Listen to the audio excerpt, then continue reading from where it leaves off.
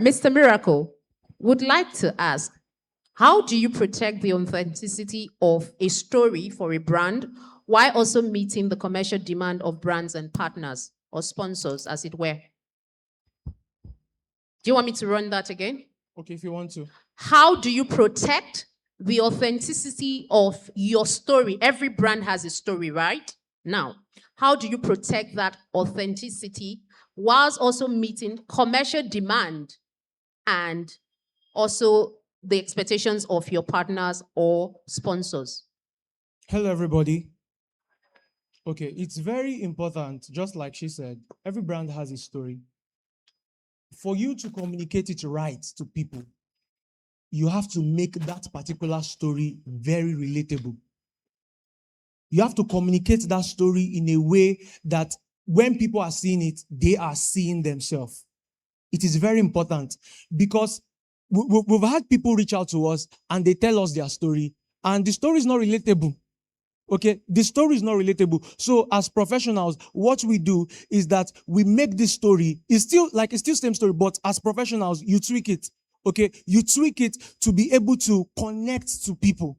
All right. So when you do that, the next thing that you need to do is what are different means that you are going to use to communicate this particular message, to communicate this particular story effectively. For example, there are some brand ambassadors that you cannot use for a particular story.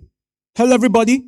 There are some influencers that you cannot use for a particular brand. So you have to understand this brand, this person that I am reaching out to, because right now influencer marketing is really big. Okay, so you reach out to an influencer or you get a brand ambassador to feature in the commercial. You must ensure that people can relate to the person's story, and I mean the person's story aligned with that brand. It is very essential, because if you bring a person for a particular commercial and that person's story does not align with that particular story, it's like people are not even going to understand. It's not going to be relatable again. All right? Because when you are saying, it's just like you're telling a story for Grass to Grace and you're bringing the video. It is not like that. His story is not Grass to Grace. All right? So you will spend money, do the big commercials and everything, invest in marketing, and you will not achieve your goal. You end up not connecting with the audience. That's it. Thank you. Thank you so much. All right. Okay, so my next question goes to you. First, I'd like you to define what influence really mean in our world of today, seeing that the media landscape has evolved over the years. What should we consider on the general note as influence? Influence is Veronica's daughter. Spot on. Influence is Veronica's daughter. But because we have people here who are really interested in towing that part, let's break it down. And influence has always been there. You know, social media just made it evolve. But influence is like as far back as the days of Jesus. Jesus was an influencer. Hello. Hi. I'm a Jesus girl, so I can talk about Jesus, right? Yeah, clock it. So Jesus was an influencer, and when you think about someone like him, I mean, it's been over 2,000 years and his influence still continues, right? And for me, that's like the biggest conversation and the biggest definition of something like that. When someone is able to influence you, even without opening their mouth, like the things they say is one side, but how they live their lives. So what is influence? Influence is the ability to communicate, to get people to connect and resonate with what you do consistently. And it comes with how you are able to, whether you have found yourself. Most people have not found themselves. Okay? So most people do not even know. They are not, that level of self-awareness is not there yet. All right? So you cannot truly get to the point of influencing people when you're still guessing what you like, who you are, and all of that. But if you have that full awareness of who you are and you live your life authentically, you're going to eventually realize that you influence people. And now let me say this.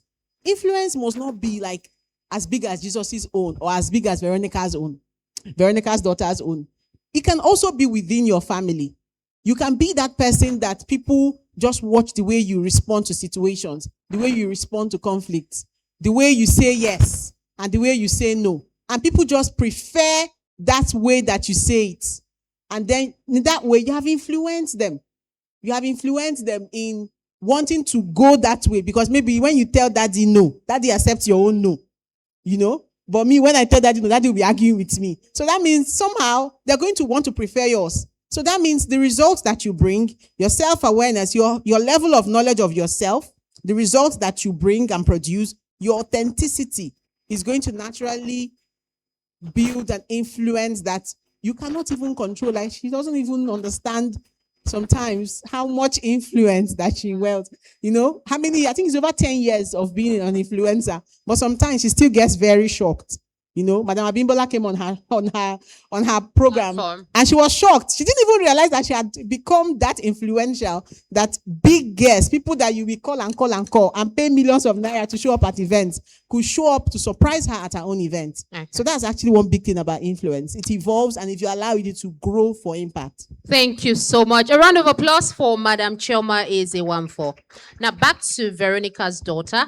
As a convener of the B Cube event, one of the biggest events in the city of Port Harcourt, and having done influencing for brand for over 10 years and counting, right?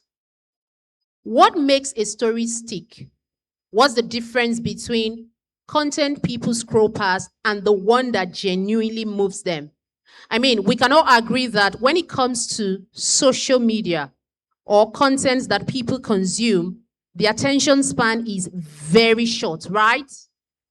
If within the first 5 to 10 seconds, people cannot connect with what you're saying, they keep scrolling.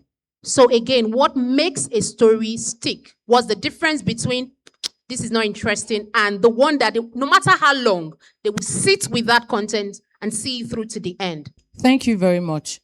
Well, the thing that makes stories stick, number one, for me, the topmost thing is relatability. If it doesn't concern me, I skip. So you're saying 10 seconds. Nobody has 10 seconds to give you.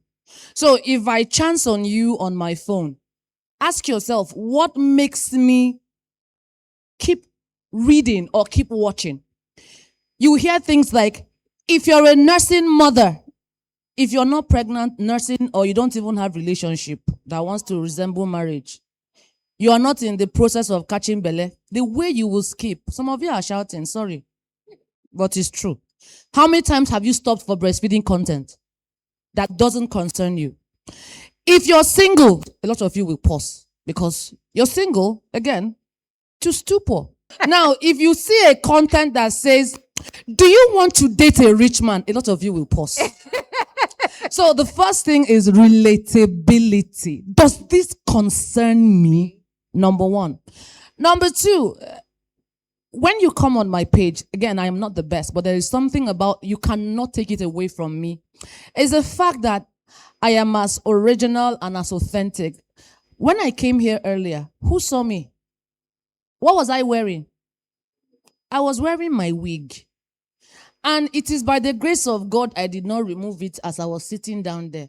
In fact, I refused to come to the front because I knew I was going to pull the wig. Why? It was paining me. It's as simple as that. And if I had removed it, many of you who know me will not be surprised. You would even say, she's wearing wig. She try, authenticity. What do they know about you? When I came on social media, everybody was prim, everybody was proper, everybody was heavily made up with luscious locks of hair. I didn't have any of those. I wasn't interested. I said I was going to come on social media exactly as I am. And that's like what I did. So how authentic? Does it look contrived? Does it look like something or someone that will concern you? Then don't also forget the power of your visuals. Clear pictures, clear, crisp videos make for better attention grabbing and your edits. These are things you can control. Some of you think your videos are not getting watch time simply because you're not using an iPhone. That's not true. First of all, clean the camera of the phone you're using. Let's start from there.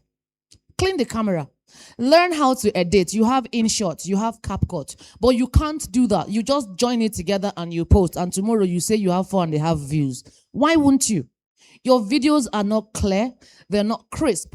You don't need tripod, you don't need lights. You need natural sunlight, a stack of books, or somewhere to keep your phone, or someone to hold it for you. So the first thing is relatability. Make it concern me. Then don't also forget, plenty times when you're talking, you are generalizing too much. When your content is geared towards one person, don't say some people used to, some people now, not me. When you talk to the camera as though you're talking to one person, as though you're talking to your friend, I make my content very conversational. I make it very normal, as if I am gisting with you. It doesn't look stuck up. It doesn't look very, very, professional. It looks like the neighbor next door, the girl next door. It looks like a big sister to a younger sister. It looks like a mother to a daughter. I am talking to you. So when you're looking at me through your screen, you have the feeling that I am talking to you directly. And don't forget, your content, for it to work, there are 3 things it has to do. It has to address my pain points. It has to address the issue I want solution for. It has to be educational. Let me learn something about this issue. Let me learn. Then it could also be entertaining.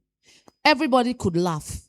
Most of the pages that are growing today are pages that post a lot of funny content, because the shege we are seeing, one has to laugh. So it's either you laugh or you die. So we have to infuse something light-hearted. The way we deliver it, the way we make it seem as though it's not so bad. Those are the things that would help your content grab and retain attention. And don't forget the consistency part. The fact that you did it today and you got 10 views, some of you will give up. Keep doing it. The more you do it, the better you become at it. Now, the better you become at it and the more often you post, the more the algorithm pushes your page, pushes your content, and don't also forget to engage with other content. Thank you. Another round of applause for Veronica's daughter. There was something she said that brings me back to when John Best introduced me this morning. I came up stage and I said, "Good morning, Port Harcourt finest." Who was here? Who remembers? Good. Radio is very intimate. On the radio, we are taught to speak to one listener, so the person feels special. And that's the point she made about, it's not enough that your content on social media is relatable. Speak to one person. Make them feel like, you came to spy their mind to know what was going on in their head. Thank you so much again. Thank you so much for breaking it down for us. Okay, I'll come back to Mr. Miracle Vincent. As someone who handles crisis management and brand reputation, I'd like to ask, how do you build and keep trust with an audience, especially in a monetization era? We have seen so many people do the unthinkable in the name of Mark wants to pay me money. I'm not talking of even Gen Zs, grown adults, people's fathers and mothers. Everything is content in this age because you want the engagement that will lead to, the payouts. So they don't care. And we also forget that the internet never forgets. So, sir, how do brands handle that? Hello, everybody. It's very important that we understand this. As a creative, as a business owner, whatever you are, virality is not the goal. Why? Because you can go viral today and you will not be remembered. I posted a video about a few days ago. You can jump on a trend. You jump on a trend and do all those things, maybe a dance or whatever, and you get the views and you get the numbers. You are seen, but you are not remembered. People, you just jumped on that trend, and most times they won't even remember you for what you do. Your video can get all those things, like get the numbers and all of that, but that's not the goal. So virality is not even the major goal. You have to get that. Virality is not the goal. However, for your contents to go viral, it is very possible, but that should not be your focus. All right. So just like what my big mommy said, it is very important that you understand that we are in a 3 seconds world. We are in a what? We're in a 3 seconds world. Everybody is moving. You have just 3 seconds to capture anybody's attention. You have just 3 seconds. So what are you saying? That is why I don't, even when my team do that for several brands, I tell them that all those hooks that people use, some of them, you use a hook, somebody's falling, you put it, it is good. It is good. It can get you the attention and all those things. But it is not even about the views. It's not about how many persons are seeing you. It's about who is seeing you. So you can get 10,000 views because of your content, and your target audience, out of the 10,000 views, your target audience are just 100. Your target audience are just 5. So you have to craft your message in a way that communicates directly to your target audience. What are their pain points? How can you communicate those several pain points in a way that is very relatable? I mean, when they are watching it, they will see themselves. Another thing is, how can you communicate your content in a way that you keep them curious? Because for people to watch your audience till the end, you have to figure out a way to keep them curious to the end. All right? You've watched videos. Everybody can relate to this thing. You've watched videos and they tell you something from the beginning. Yes. And for the next 30 seconds, they are just beating to your mind. You're like, this person should talk now. This person should talk now. All right? So it is very important because social media has changed. Social media right now, the algorithm is not looking at the number of likes. The algorithm is not looking at the number of comments and shares. The algorithm is watching people's scroll behavior. That is what the algorithm is watching. How much time do people spend watching your content? That is what the algorithm is watching. So if you can create your content in a way that people spend time watching their content, trust me, you're going to go viral. Thank you. Wow. Thank you so much. Thank you, Mr. Vincent. Okay, back to Madam Chelma. As a multifaceted media personality, I mean, you're not just an on-air persona, you're also an author, and you run the Soft Thrive Media Company as well.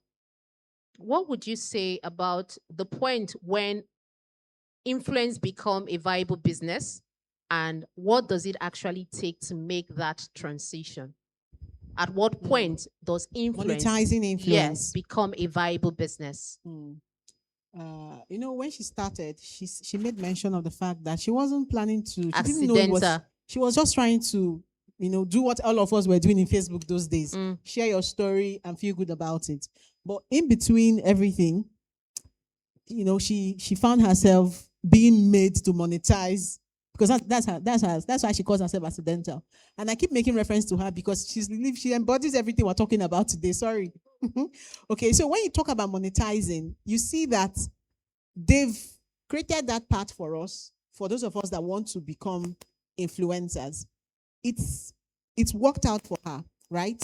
But if you want to be an influencer today, it's important that you have the end goal in mind. So you start from the very beginning to decide for yourself, because these days, it's not just a business, it's a company. Okay? So you have to decide for yourself what the end goal is. Who do you want to influence? Because some influencers cannot earn money, honestly, because the people they are influencing are not, and they don't have the purchasing power to get them the kind of, maybe during election, they will need them to maybe mobilize grassroots people, right? But that may not even be the kind of people that you want. So you see why it's important that you start from the get-go, from the very first time you make up your mind, you know what, I'm going to be an influencer. The very first steps you take, you need to draw a roadmap for yourself. And that roadmap should factor in the people that you're looking to influence and the people you're looking to become your partners. Let's call them stakeholders. Because like I said, it's like running a company. You are the niche. You become the USP, right? So what is it that you are looking to have them do? So you are intentional from the very beginning. If you're that intentional, it's easy for you to now monetize. And I'm saying it because in 2026, what we had as social media in 2026 is different from what we had as social media in 2016. People are more informed, more exposed. There's an information overload going on. Like, there's no information that you want to get today that you cannot get, isn't it? Yeah. Everything is everywhere, including even your own doctor these days. You snap what is on your skin and show the ChatGPT. What is wrong with me? Give me the medicine. You go to the pharmacy and you buy the thing. So when last did you go to the hospital? Is it not what's happening? But this is the same you that you want to go and sit at a corridor waiting for a doctor to understand what is wrong with your skin. Is it eczema or ringworm? Hello? But today we don't do that, right? So it means that if you want to start the influencer journey today, you need to sit down. You need to have a roadmap. And you need to be very intentional so that you don't drag everybody along. Because everybody cannot be your audience. Okay? So you sit down, you draw that roadmap, and then you know at what point you should now do that transition. When you get to that point where you want to, that's why you should work with numbers. Maybe that's why I ended up doing PhD. But I love data, I love numbers. And even though we're living in a country, third world country, we don't know what data, how much data can save you money. We're not very into it. But I'm one of those that believe that in the next 10 years, numbers will mean more than it means today. All right? Because it's become even easier to have data. Okay? So it's become easier to crunch numbers, crunch them to the point where you can use them for your business. So I'm saying it because even though you're living in an environment that you're telling people something about numbers, they are not feeling you. They are not like, I deal with business owners and I'm telling them, see, you only have one, two, so and so and so. They just want you to do something that'll make them go viral. That's the average business person. Yeah. You know? So what it means is it's important that you also plan for the future. So you should have more than your followers. Have more than the 10,000 followers. Know what they do when they wake up. You understand? What's the first? Know them. Know your people. Know the people that you want to influence in and out. What's the first thing they do when they wake up? What's their biggest concern right now as people that live in Nigeria?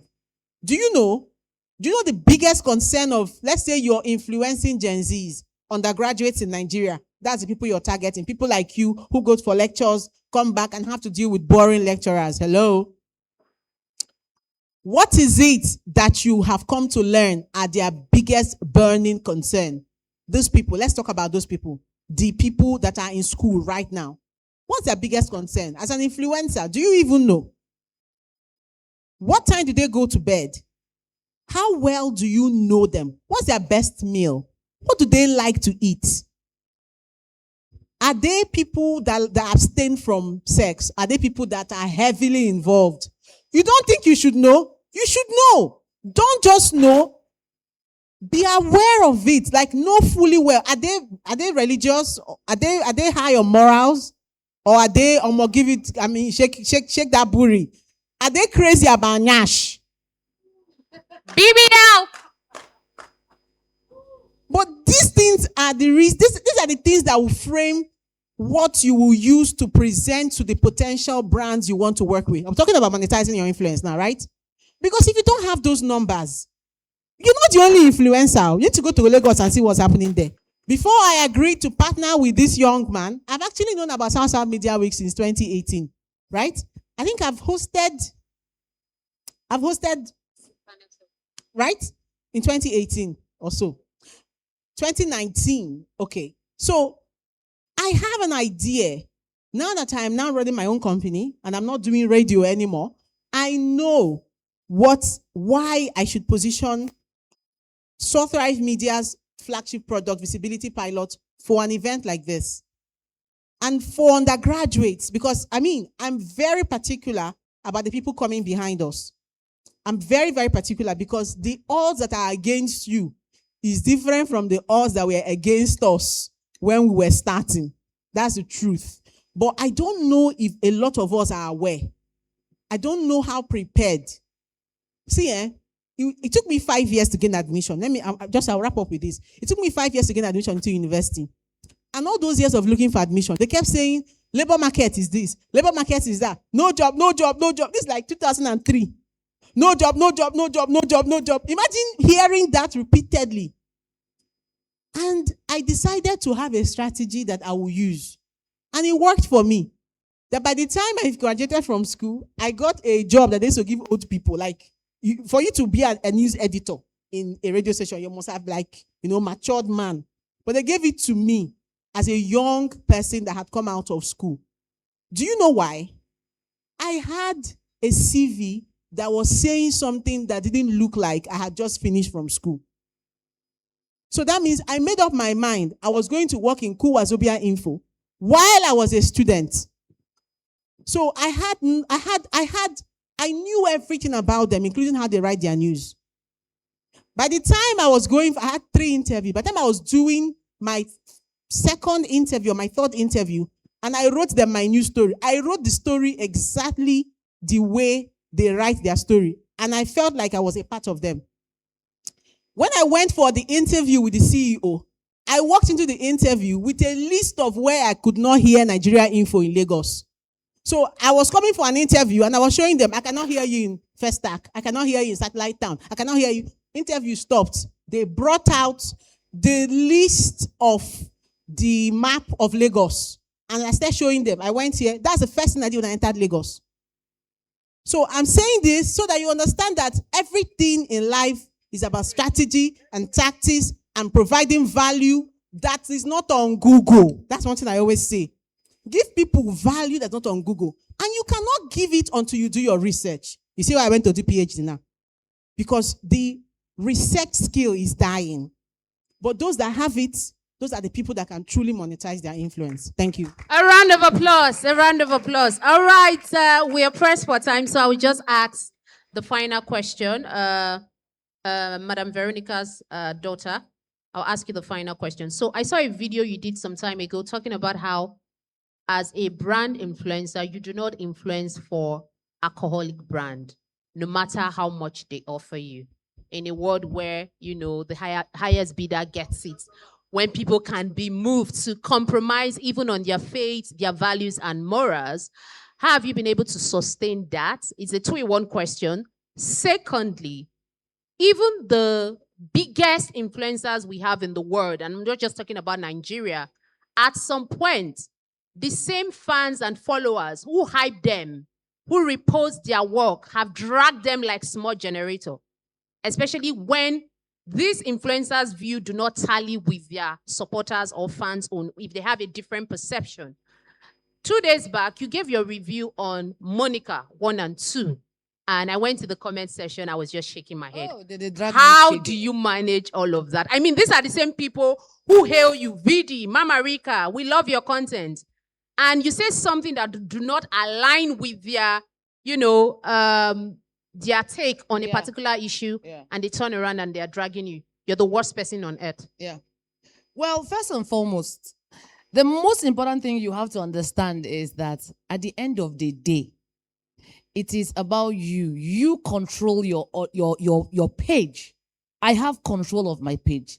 My page or my audience does not control me. And I am very loud and vocal about my beliefs and my values for 2 major reasons. Number 1, as a source of control. The control is, let me say it today and be loud about it so that no matter the temptation that comes, I will have no other recourse than to stick to my guns. Let me tell you, money is a very powerful motivator. Don't let anybody deceive you. Some of you think your values are very strong. Some of you think you're very strong in your beliefs. You are a Christian. They have not offered you money that will shake the foundations of your lineage. They've not offered you. Something happened to me just before my event, and I knew, true, money is powerful. So I became very loud. My loudness was not just for my audience, it was for me. It was as a safety measure, so that by the time I am tempted beyond what I can bear, the last remaining thread that will hold me is, I don't already tell them, say, I no go fit do this thing. I cannot go back. I wish I could, but I can't. And from day 1, I would tell them, I don't believe in this. Alcohol is a no. Not because I think alcohol is terrible, but simply because I don't drink alcohol. And I feel that anything that has the ability to change the way I would perceive reality and to change the way I would behave on a normal given day, I don't want any part of it. I am naturally high. Every time you see me, I'm always happy. I can jump on this table without alcohol. Imagine they now give me smoke. it will be a disaster of monstrous proportions. So I don't do that. Secondly, I don't bet. And you know the betting companies, those boys have a lot of money. And they have come and offered me money. The money they will call for one video. You would have to sit down with your Bible and you're thinking, Bear Jesus, where did you mention? So somebody said there is money that has father and there is money that is a bastard. Yes. So that this is not. Do you know? I have gone to ask, but an alcohol company came, and they came at a time I needed money like mad. I started asking them, please, do you have any other product that is not alcohol? They say no, all of them is alcohol. I say, okay, but madam, you can do this one. This one is just 3%. I now started asking myself, 3% on a way.